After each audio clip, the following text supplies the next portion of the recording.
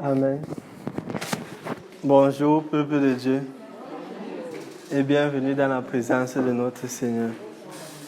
Aujourd'hui, nous allons continuer, comme chaque dimanche, à partager la parole de notre Père, qui nous donne force et courage dans les moments difficiles, mais qui aussi nous donne sagesse pour savoir comment aborder les différentes décisions que nous sommes confrontés et les différentes difficultés que nous avons à surmonter.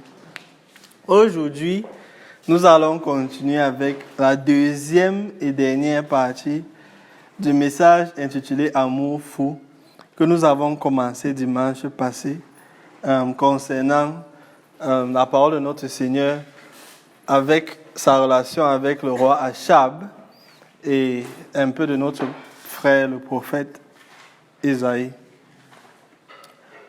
Non, le prophète Élie. Le prophète Élie. J'allais méditer sur le prophète Isaïe et je me retrouve à parler du prophète Isaïe. Bon, la semaine passée, on a commencé avec Achab et on a vu sa relation particulière avec Dieu. Et on a vu comment il a essayé de se défendre de l'attaque du roi de Syrie qui s'appelait Ben-Hadad, qu'on a vu la semaine passée. Mais au travers de sa chamaillerie avec Ben-Hadad, le Seigneur nous a donné beaucoup de révélations, beaucoup de sagesse que nous avons pu utiliser dans beaucoup de domaines de notre vie. Aujourd'hui, nous allons continuer dans le même élan et on va commencer au livre de 1 Roi, chapitre 21, à partir du verset 10. C'est là où on va commencer aujourd'hui.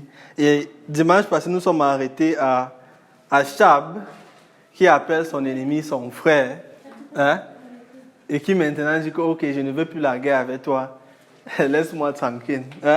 Mais nous avons vu que Ben-Hadad a continué à insister. Il a voulu toujours achever le travail qu'il avait commencé. On comprend, non? Il n'a pas cherché l'amiable avec Achab, mais il cherchait à compléter sa victoire. Le dernier verset où nous sommes arrêtés, c'est Achab arrivé à la porte de la victoire et qui renonce à la victoire en disant que non, Ben-Hadad c'est mon frère en fait. Et c'est à partir de là qu'on va continuer aujourd'hui. Verset 10, chapitre 21, le livre de 1 Roi. Et mettez en face de lui... Oh non. On est parti trop loin devant. On est parti trop loin devant. Chapitre 20, verset 34. Chapitre 20, verset 34. Ok. 20, verset 34.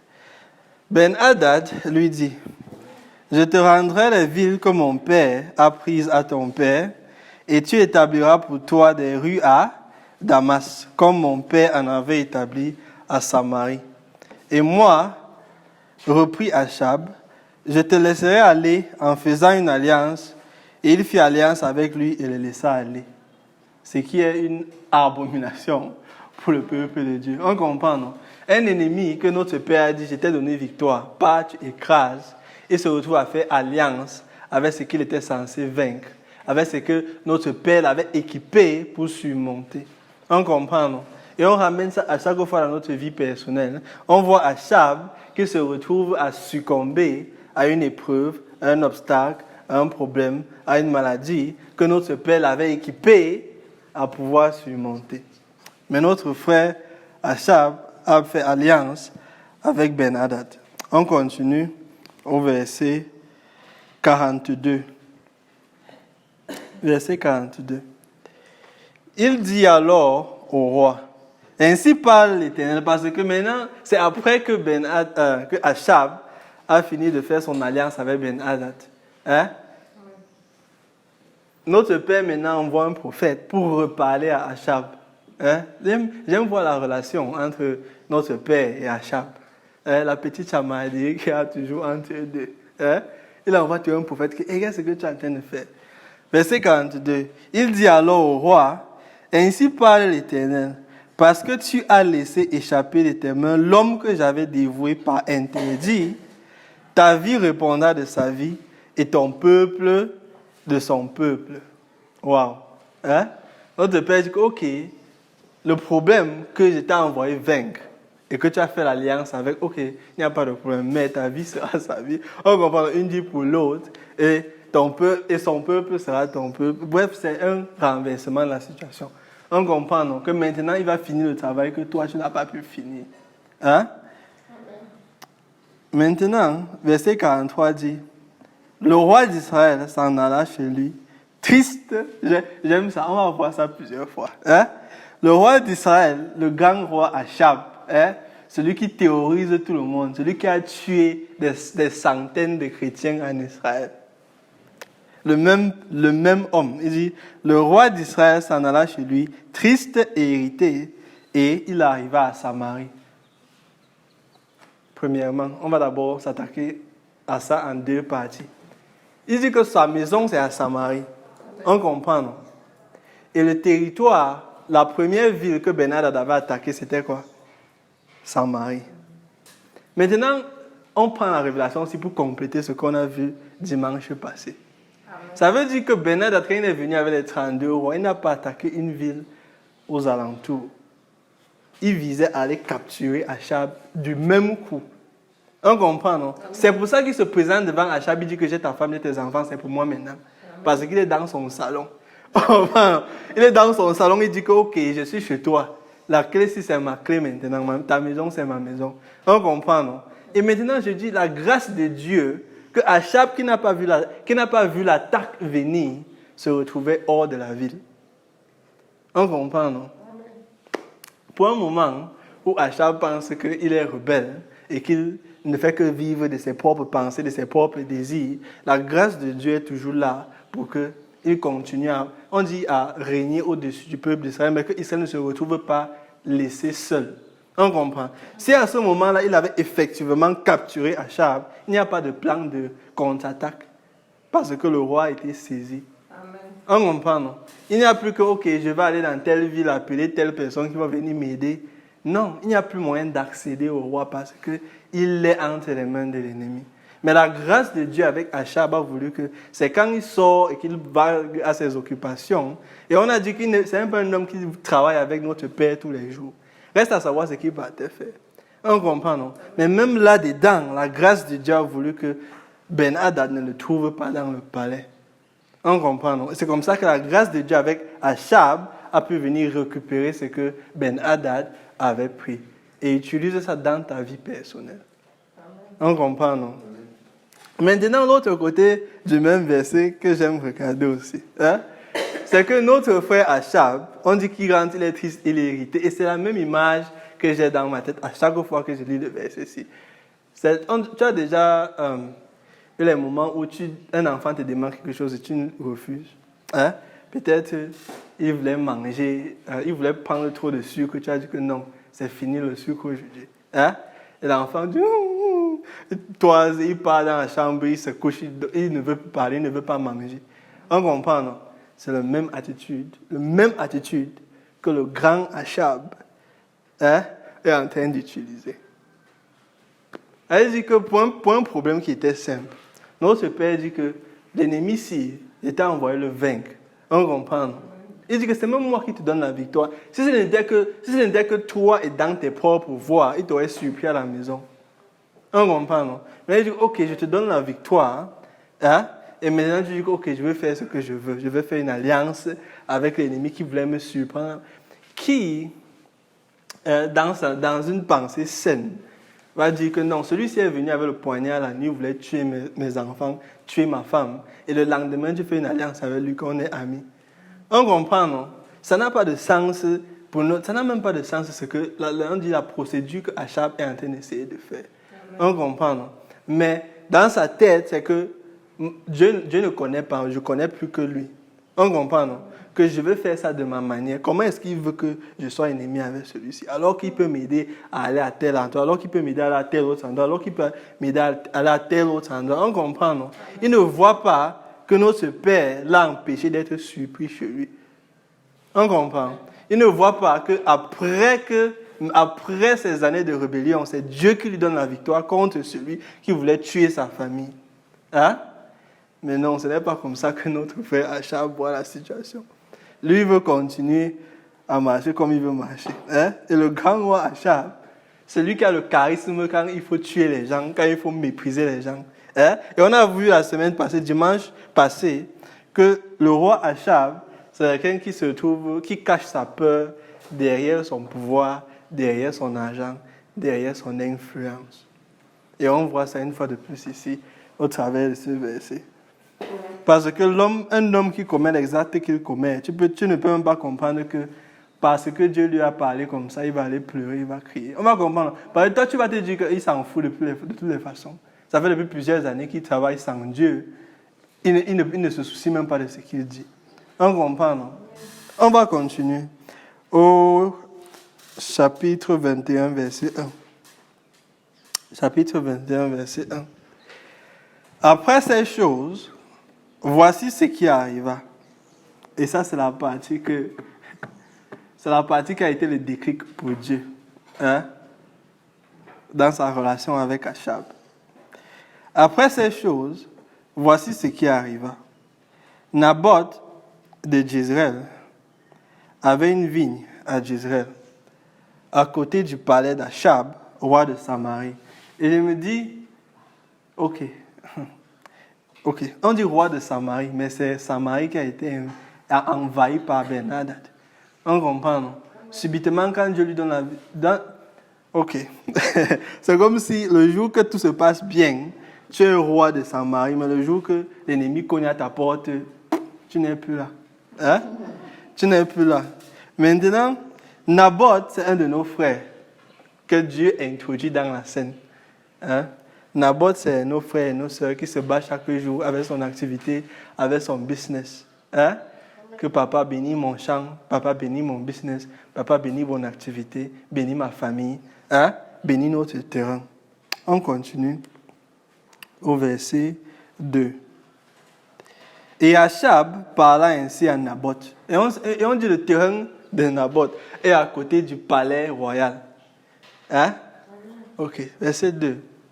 Et Achab parla ainsi à Naboth. Cède-moi ta vigne pour que j'en fasse un jardin potager. Car elle est tout près de ma maison.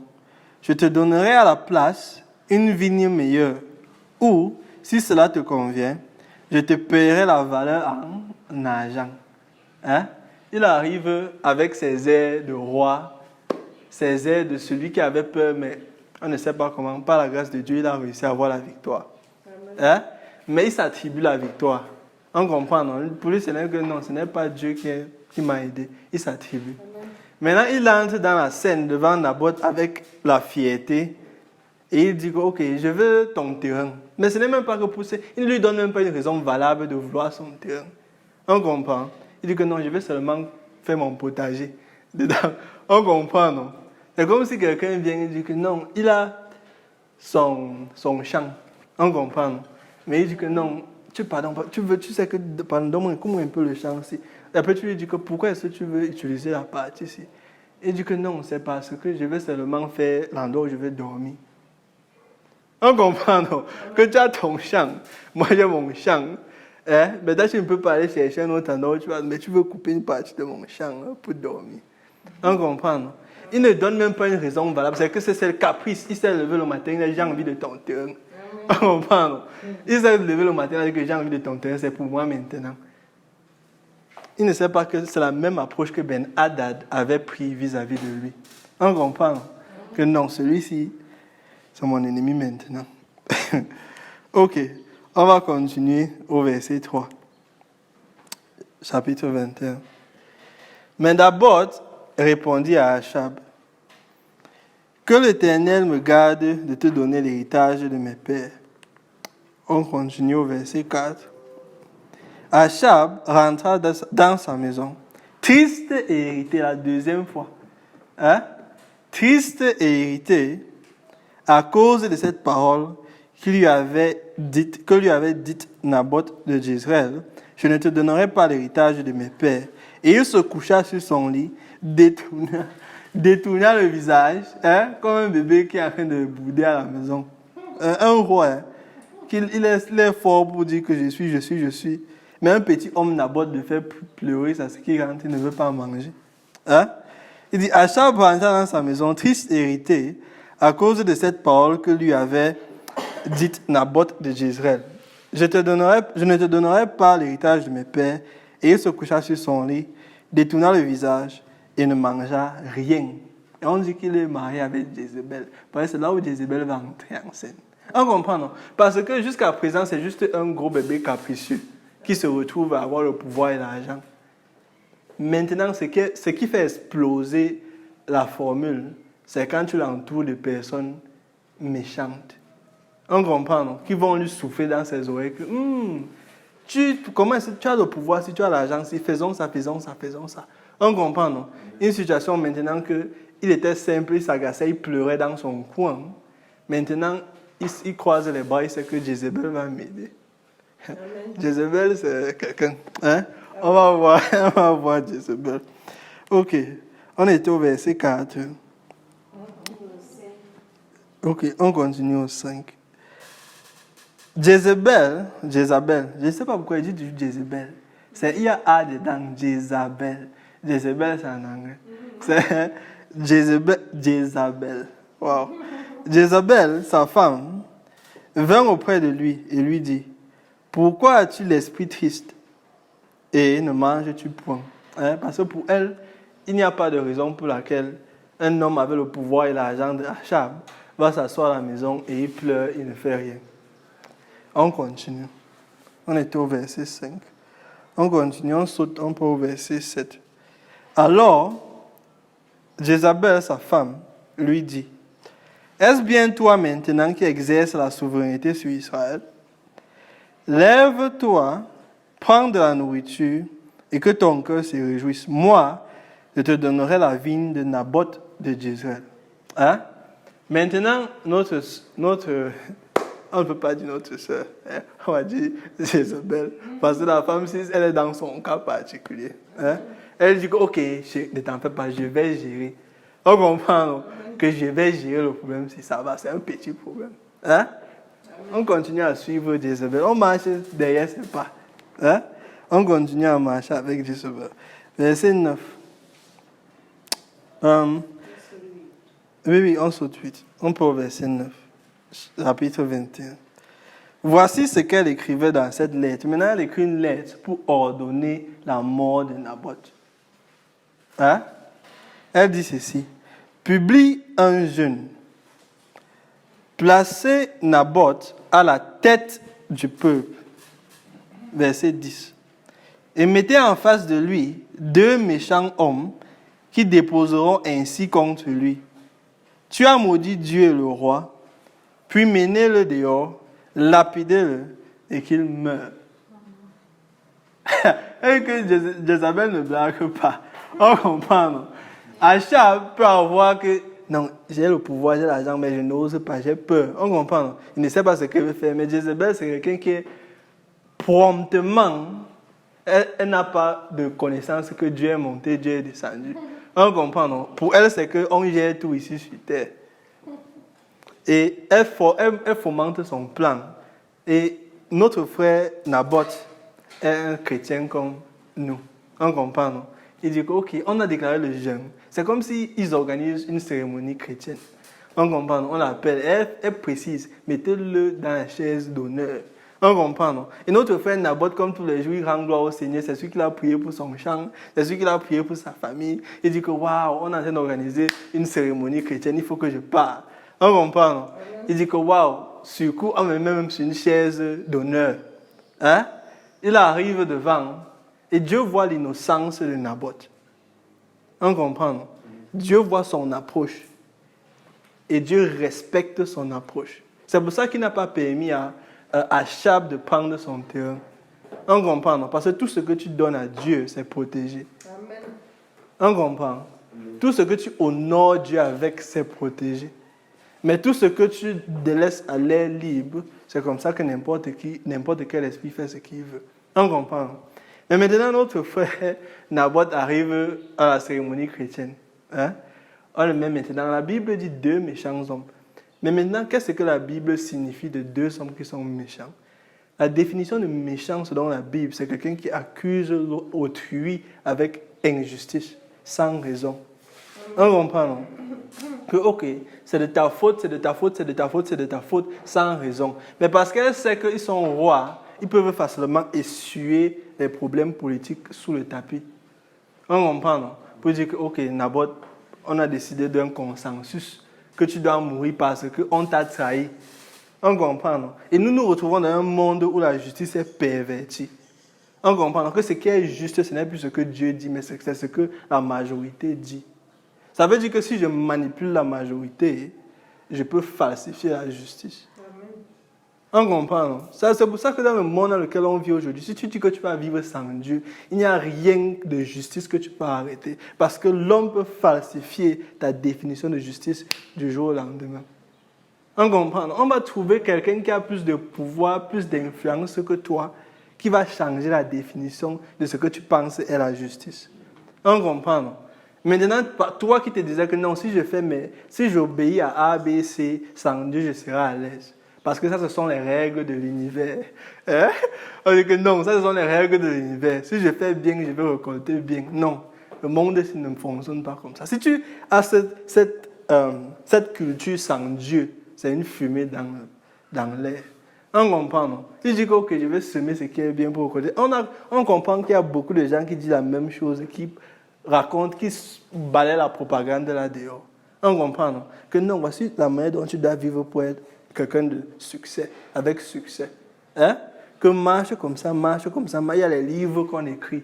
Que si tu veux être millionnaire, tu veux être riche, tu veux être une femme d'affaires. On comprend, non? Tout ça, c'est bien beau, mais quand tu enlèves Dieu dedans, tout ça, aucune de ces vérités ne devient une fondation solide sur laquelle tu peux baser ta vie. On comprend, non? Parce que l'homme peut changer la notion de ce qui est bon ou mauvais en un clin d'œil. On comprend. Parce qu'on peut manipuler l'opinion de la majorité. Ok, ça c'est politique, la première leçon numéro 1. Le Saint-Esprit ne fait que nous donner des sagesses dans différentes zones. Ça c'est politique, leçon numéro 1. Ok, on était à Jézabel qui voulait tuer. On était au verset combien?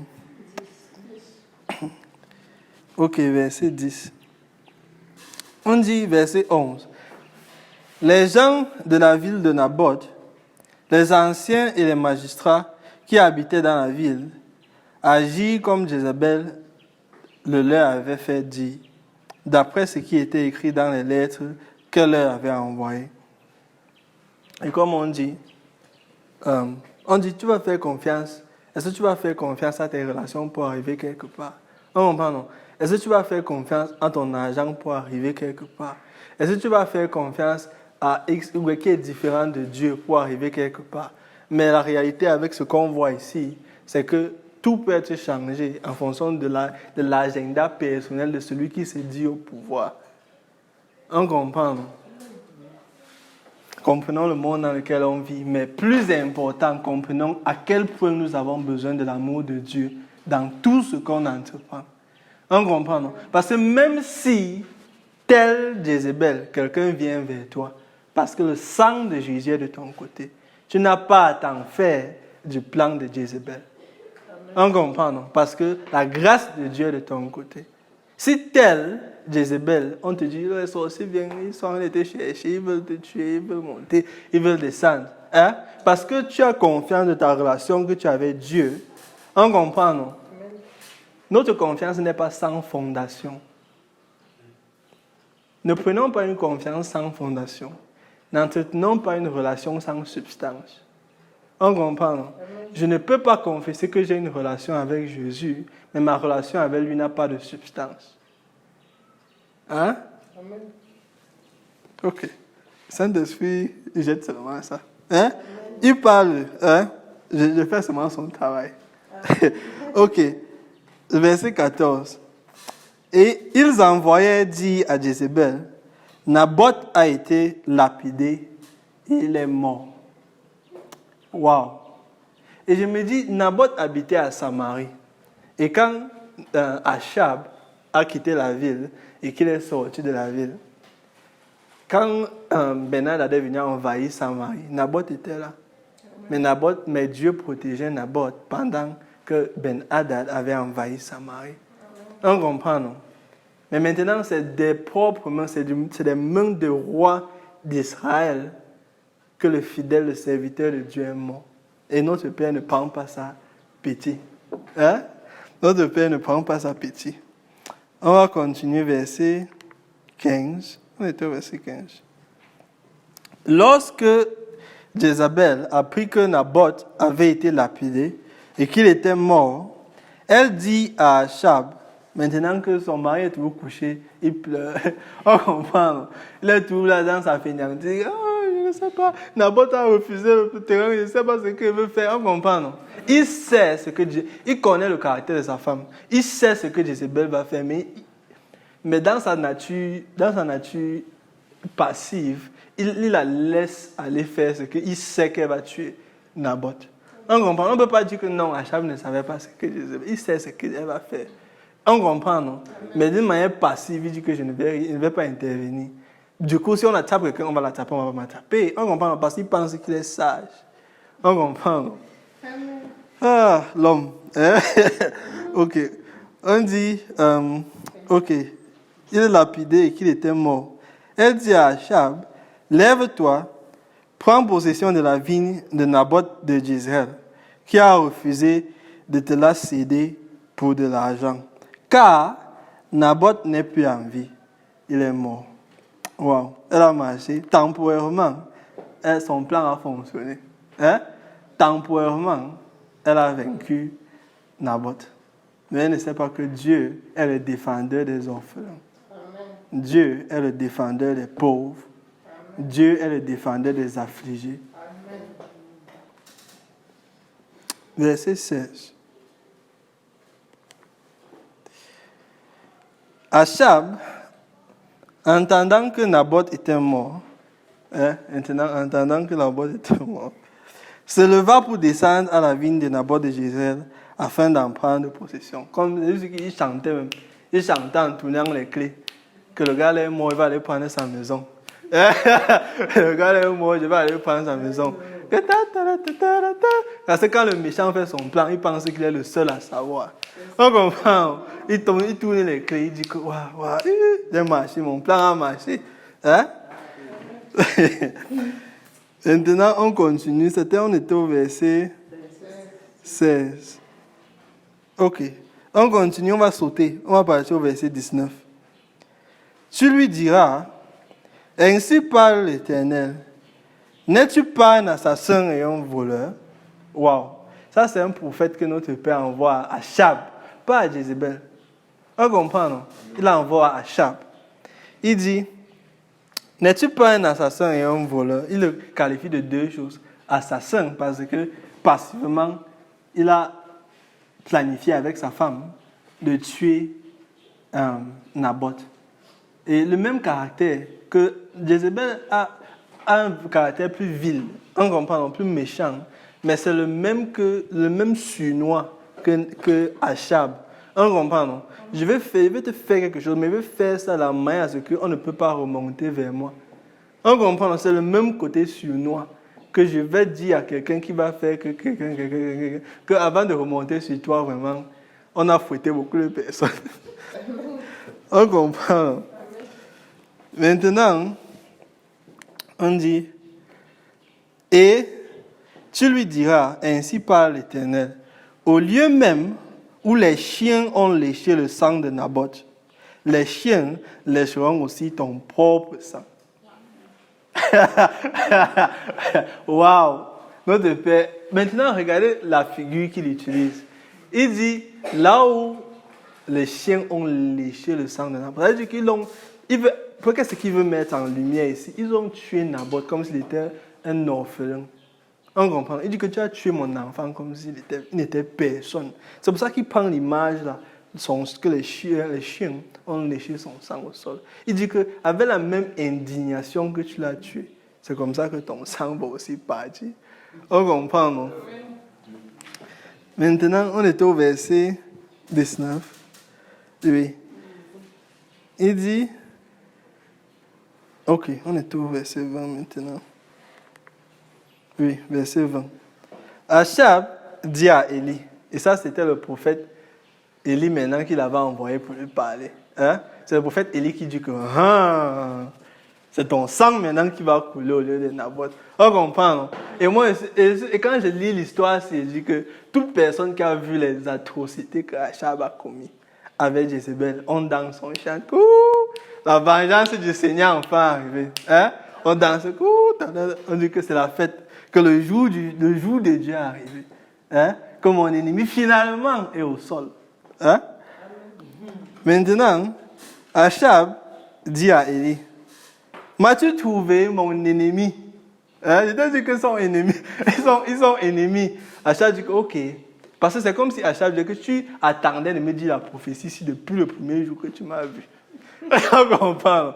Que tu avais mon macabre, je sais que tu avais. Et tout le monde attribue les serviteurs de Dieu comme si c'est nous qui avons le macabre des gens.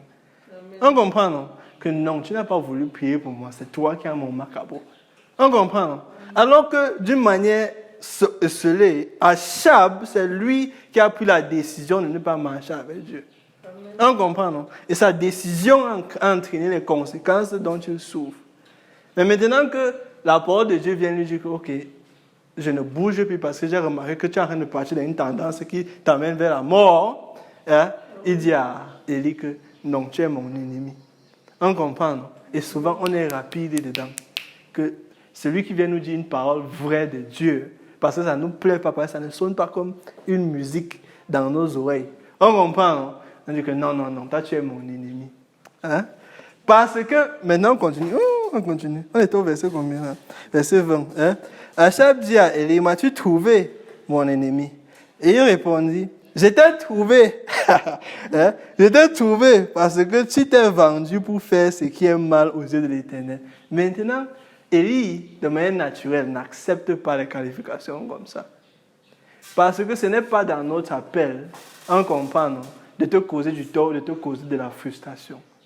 Mais parce que Achab est déterminé à faire de Dieu son ennemi, il dit que, ok, si tu veux nous appeler tes ennemis, ok, on est tes ennemis. On comprend, non? Mais confronté au refus de Dieu, quelque chose va se passer. Hein? Quelque chose va se passer avec notre frère Achab. Ok, on était au verset 20. On continue. Verset 21. Voici, je vais faire venir le malheur sur toi. Waouh, il va dire la même chose qu'il a dit à Jéroboam. On se rappelle de Jéroboam. Oh, on n'a pas prêché Jéroboam le dimanche, on a prêché ça le vendredi. Hein? Il dit, voici, je vais faire venir le malheur sur toi. Et ça, c'est la prophétie qui continue par rapport à Achab. Voici, je vais faire venir le malheur sur toi. Je te balayerai, j'exterminerai quiconque appartient à Achab. C'est-à-dire que quiconque a fait partie du plan politique pour tuer Naboth. On comprend, non? De près ou de loin. Il dit qu'il va les prendre. Celui qui est esclave et celui qui est libre en Israël, tous. C'est-à-dire que ce soit celui qui était aisé ou celui qui était pauvre. Si tu as participé à l'injustice que Achab faisait régner, notre Père dit, ok, tu fais aussi partie de ceux qui vont entrer dans le sac. Hein? Ok, verset 22. Et je rendrai ta maison semblable à la maison de Jéroboam, fils de Nébat. Et moi je dis, quand Dieu te compare à Jéroboam, c'est que tu as fait fort. On comprend, parce qu'on a vu vendredi que Jéroboam c'était le terminateur. Ouais, c'est lui qui a commencé le désordre. C'est lui le père du désordre. C'est lui qui a commencé. Quand je te dis que je ferai pour toi tel que Jéroboam, hein? On dit que, hey, pasteur, où est-ce qu'il y a amour fou dedans? Ça arrive. Hein? Ça arrive. Parce que Dieu n'a pas fini. Hein? Et maintenant, il dit, verset 22, et je rendrai ta maison semblable à la maison de Jéroboam, fils de Nébat, et à la maison de Baécha, fils de Achija. Et ça, ce sont les mêmes rois dans la même lignée des gens qui ont fait le désordre. On comprend, non? Parce que tu m'as irrité et que tu as fait pécher Israël. Il dit que c'est une chose que toi tu me détestes et que toi tu veux vivre ta vie loin de moi. C'est une autre chose que tu forces tes enfants à ne pas me suivre. C'est une autre chose que tu forces mon peuple à ne pas me suivre. On comprend, non? Ok. On part au verset 23. Ok. L'Éternel parla aussi à Jézabel. Waouh! Quelle est la part de Jézabel? Hein? Parce qu'il a versé sur Achab. Est-ce que Jézabel, qu'est-ce qu'il dit à propos de Jézabel? L'Éternel parle aussi à Jézabel et il dit, les chiens mangeront Jézabel près du rempart de Jézabel. Elle dit que ce n'est même pas que les chiens vont lécher ton sang. Parce que quand on dit lécher ton sang, ça veut dire que tu es déjà mort et on a porté ton corps, on a amené quelque part, on t'a enterré. On comprend, non? Il dit que Jézabel, c'est que tu vas mourir, mais ton corps sera encore là et les chiens vont te manger. Elle dit que tu ne seras même pas honoré d'avoir une tombe. On est en train d'effrayer mes gens. Ça, c'est la parole de notre Père envers ceux qui viennent contre ses enfants. On comprend, non? Il dit que, ok. Et après, je ne sais pas si on va parler de ça un jour, si on va prêcher de ça un jour, mais Jézabel va tomber d'une chute d'un immeuble, pap, mort au sol. Les chiens vont la manger. Hein? Parce que dans un moment où elle pensait que ses plans machiavéliques étaient cachés, ce n'était pas caché. Ok, on était au verset 23. Maintenant, on va partir au verset 25. Ok.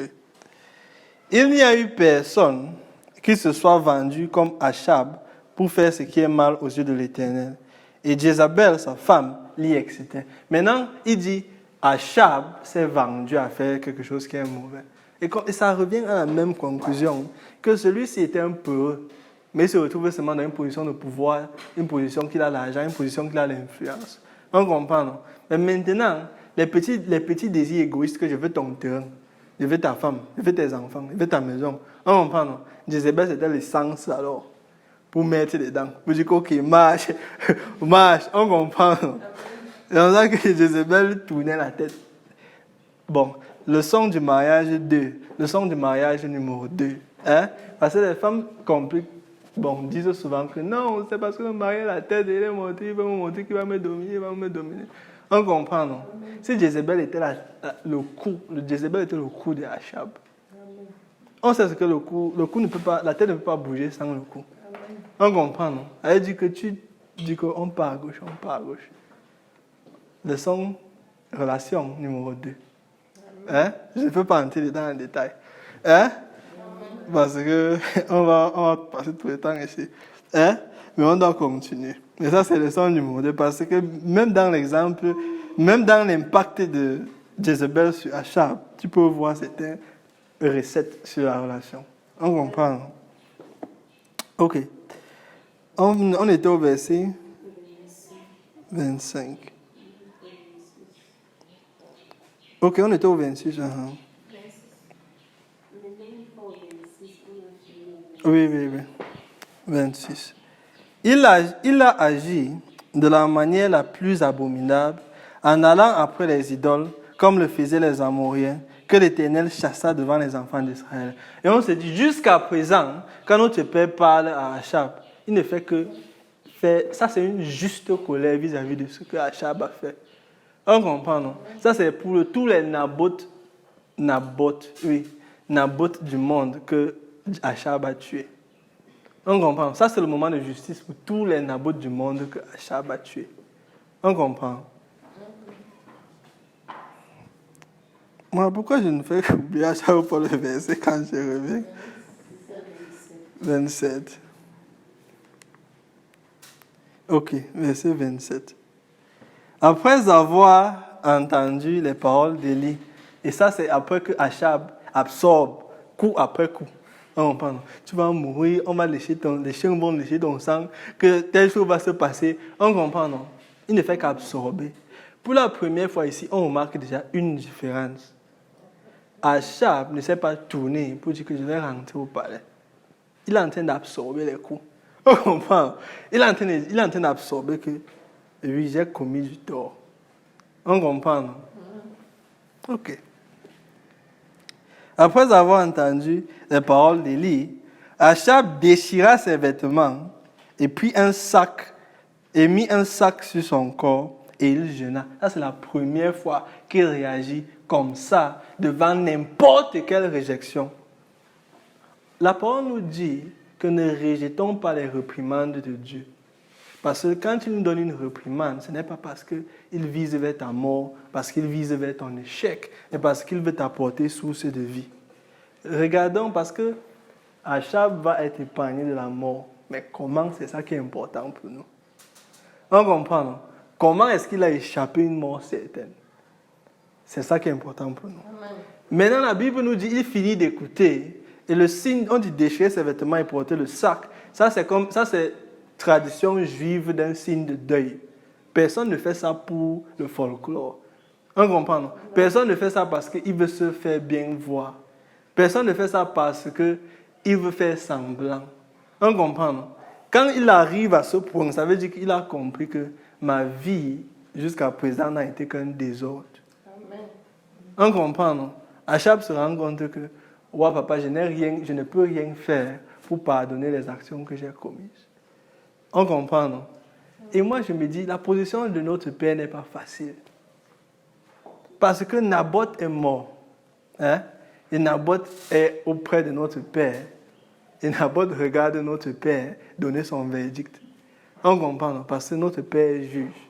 Il regarde notre père donner son verdict.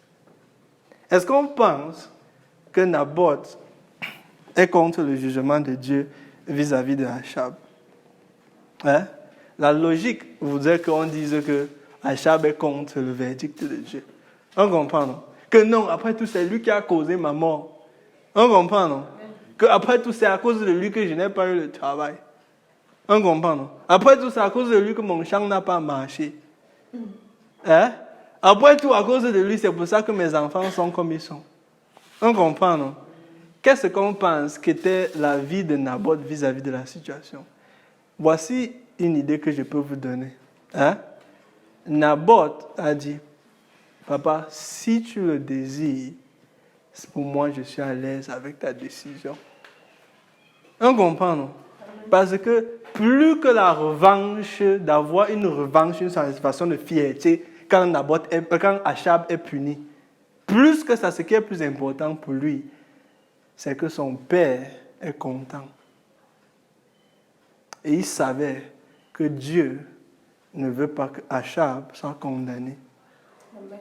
Du coup, si au travers de ma mort, Achab a eu la repentance. Et on dit repentance, ce n'est pas seulement confession des péchés. Repentance, c'est comprendre que mes voies étaient comme c'était auparavant. On comprend, non? Comprendre l'amour que Dieu a pour moi et accepter la relation qu'il me propose. On comprend, non? Ok. On était au verset. Ok, 27. Il mit un sac sur son corps et il jeûna. La première fois que tu entends Naboth jeûner, on n'a jamais entendu ça. On comprend, non? Non, pas Naboth, Achab. Hein? Tu n'as jamais entendu ça d'Achab. On comprend, non? Parce qu'il va manger tous les mets délicats du palais. Il ne comprend pas qu'on prie, on jeûne, on fait ceci, ça. Même bien qu'il connaît la connaissance et l'existence de ces choses. On comprend, non? Pour Naboth, ce n'est pas son problème. Pourquoi il fait que confondre les deux, non? Pour Achab, hein? Pour Achab, ce n'est pas son problème. Parce que notre frère Naboth regarde, il dit que pourquoi est-ce que tu m'appelles comme ça tout le temps? Hein? Parce que moi, j'aime notre frère Naboth. Hein? Il a compris l'essence du cœur de notre Père. Et c'est pour ça que quand tu es dans n'importe quel échange que tu as avec nos frères et nos sœurs, on comprend, non? La priorité, c'est que quelle est la volonté de mon Père vis-à-vis de la situation aussi? On comprend. Parce que tu ne peux pas dire que tu aimes la personne plus que Dieu. On comprend, non? Tu ne peux pas dire que tu veux revanche plus qu'il ne veut justice pour toi. On comprend. Le résultat, c'est quelle est la volonté de Dieu vis-à-vis de la situation aussi. On continue. Ok. Il était en train de jeûner. On dit, il couchait avec ce sac et il marchait lentement, tel un homme en deuil. On comprend. Roi, je m'en veux de ce que j'ai fait à Naboth. Je m'en veux du désordre que j'ai causé à Nessa. Mais on se dit, c'est trop tard. Hein? Achab, c'est trop tard, c'est ton temps, ton heure est venue, tu dois mourir. Hein? C'est ça qu'on va dire en tant qu'homme. C'est ça, non? Mais l'amour fou de Dieu, c'est quelque chose. Et on a vu ça vendredi passé. Que Dieu, même s'il sait que tu viens dans sa maison pour prendre la nourriture, pour rationner ton amant, aussi longtemps que tu lui permets, il va continuer à rationner. Et c'est ça que j'ai dit, l'amour fou de Dieu. On comprend, non? Et maintenant, je suis en train d'essayer de dire quelque chose. Ça ne veut pas dire que tu peux devenir prospère hein, en nourrissant la maison de l'amant avec ce que tu prends occasionnellement chez Dieu, parce que la maison là t'amène vers une mort certaine. Amen. Qu'il ne peut pas t'épargner si tu ne rentres pas à la maison. On comprend, il va seulement décaler l'échéance. Mais tu vas voir les symptômes de pourriture. On comprend, non? Que la nourriture ici, c'est en train de pourrir. D'habitude, c'était visuel, maintenant c'est l'odeur. Maintenant, après l'odeur, ça se voit que ça se répand partout. On comprend, non? Mais de temps en temps, où il peut, parce qu'il cherche toujours où verser sa grâce, toujours où verser son amour, où il peut, il va te permettre de respirer. Tu vas faire, juste comme quelqu'un qui sort de l'eau. On comprend, non? Après, tu dis, papa. Après, ok, tu repars encore chez la main. On comprend, non? Un jour, tu ne pourras plus sortir de l'eau. Mais ça, ce n'est pas sa volonté. On comprend, non? Et ça, c'est ce qui se passe avec Achab. Hein? Et c'est ce qu'on est en train d'apprendre avec notre frère. Maintenant que Achab a fini de pleurer, qu'il a fini de gêner et qu'il marche, par ailleurs, Élie n'est plus là. Hein? Élie a déposé la prophétie. Il dit que il est là-bas, il gère son problème. Hein? Pour nous, on va dire que tant pis pour lui. Hein? Tant pis pour lui. Bien fait, mérité. Quand il bloquait mes projets, là, il pensait que quoi? Hein? Quand il bloquait mon salaire, il pensait que quoi? Hein? Quand il empoisonnait mon champ, il pensait que quoi? Hein? C'est pour ça que la Bible nous dit que l'amour de Dieu transcende ce qu'on pense. La Bible nous dit que la manière de penser de Dieu et la manière dont on pense est un fossé. On dit pourquoi? Il dit que c'est les endroits où tu penses que son amour ne peut pas se trouver. C'est là où ça se trouve. Et pourquoi ça te donne réconfort? Parce que moi qui ai une vie qui n'est pas parfaite, moi qui ai commis des erreurs, on comprend, non? Tu sais que merci papa d'avoir pardonné à Achab. On comprend, non? Parce que s'il n'avait pas pardonné à Achab, on devait lire cette histoire et se dire que je suis condamné. Amen. On comprend, non? Si que toi, tu vas regarder ta vie, tu vas dire que ma vie est finie. Hein? J'ai commis trop d'erreurs. Je suis allé trop loin. Où est-ce que je peux aller où l'amour de Dieu ne peut pas me trouver? Hein? À quel point je dois tomber jusqu'à ce que la grâce de Dieu ne peut plus me soulever? Amen. Mais est-ce que tu vas vivre 5 ans, 20 ans, 30 ans, 50 ans de ta vie en partant de haut en bas en zigzag? On comprend, non? Zigzag. Ou est-ce que tu vas accepter sa reprimande? Hein? Et dire que voici les actions que je peux poser pour, on dit, supporter ma confession. Parce que tout le monde, c'est facile de dire que j'aime Dieu. Hein? C'est facile de dire que je suis Dieu. Mais c'est une autre chose de mettre les actions qui supportent ce que tu dis. Amen. On comprend, non?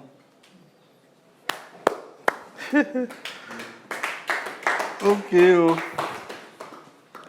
Notre Père aime de manière fou. Hein? Parce que l'amour qu'il a rendu disponible pour Achab, c'est le même amour qu'il a rendu disponible quand Jésus s'est donné à la croix pour toi. Hein? C'est le même amour. Et j'ai suivi, voici quelque chose d'important que j'ai suivi dans une chanson au cours de la semaine. Et c'était l'amour, c'était toujours dans le même thème de l'amour fou de Dieu. Mais il disait, qu'est-ce que ça veut dire, l'amour fou de Dieu? Hein?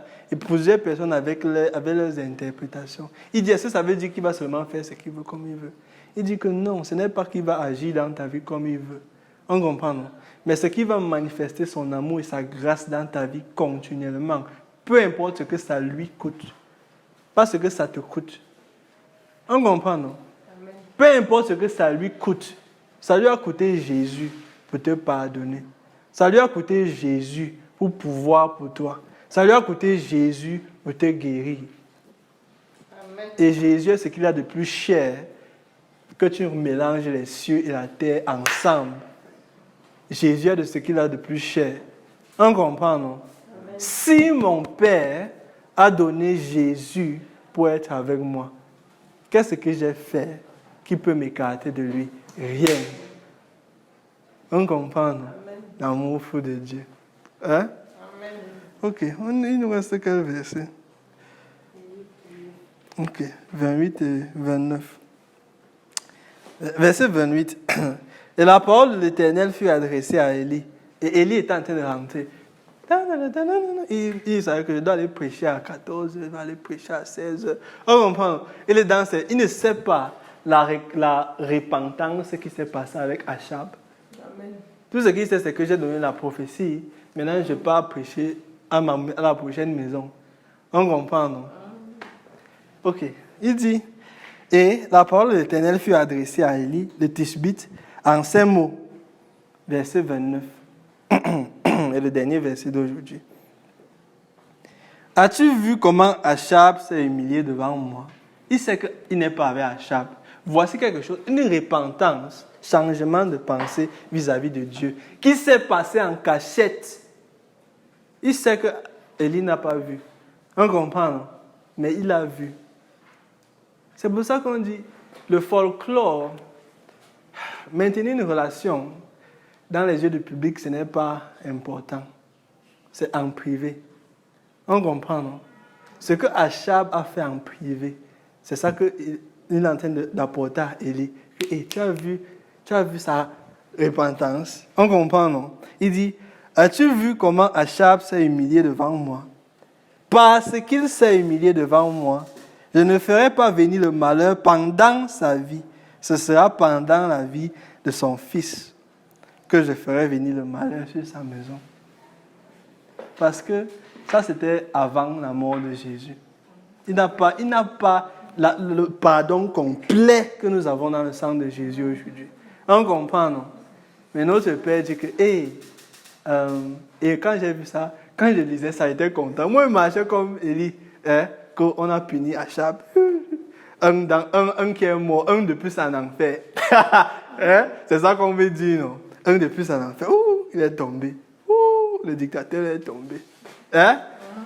Et maintenant, notre Père appelle, et quand il dit, hey, tu as vu ce qu'il a fait, ça m'arrête dans mon élan et ça me force à me poser des questions. On comprend, non? Qu'est-ce que tu penses que ton Père est? Qu'est-ce que tu penses que son amour est? Qu'est-ce que tu penses que sa grâce est? On comprend, non? Est-ce qu'on est une population qui va se réjouir du malheur d'autrui? Bien qu'on sait que non, peut-être c'est de sa faute, peut-être ce n'est pas de sa faute. On comprend, non? Mais la grâce de Dieu n'a pas de limite.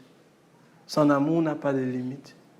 Il n'y a pas un seau suffisamment grand, suffisamment profond pour contenir son amour. On comprend, non? Et pendant que Élie marchait, il dit stop! Et je dois te dire quelque chose que tu dois aller le réconforter avec. On comprend, non? Dis-lui que ce que je lui ai dit là, ça ne va pas l'arriver. Waouh! Et ça, c'est le message de la croix que notre Père nous envoie donner à son peuple. Dis-lui que Jésus est mort. Amen.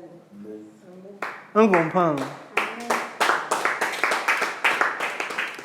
On dit, dis-lui que Jésus est mort. Et il est en train de pleurer à la maison. Je ne sais pas comment je vais m'en sortir. Je ne sais pas comment je vais sortir de la situation aussi. Papa, le truc qui est lourd sur mes épaules, c'est mon travail, c'est notre travail qu'il donne. Va lui dire que Jésus est mort. Il est mort pour que tu ne meurs. Tu n'as pas besoin de mourir, tu n'as pas besoin de porter le fardeau. On comprend, non? Il est mort pour toi. Il est mort pour porter le fardeau pour toi. On comprend, non? Et à partir du message d'aujourd'hui, comprenons que l'amour fou de Dieu n'a pas de frontières. Hein? Au nom de Jésus, nous avons prié. Amen. On va... J'aimerais savoir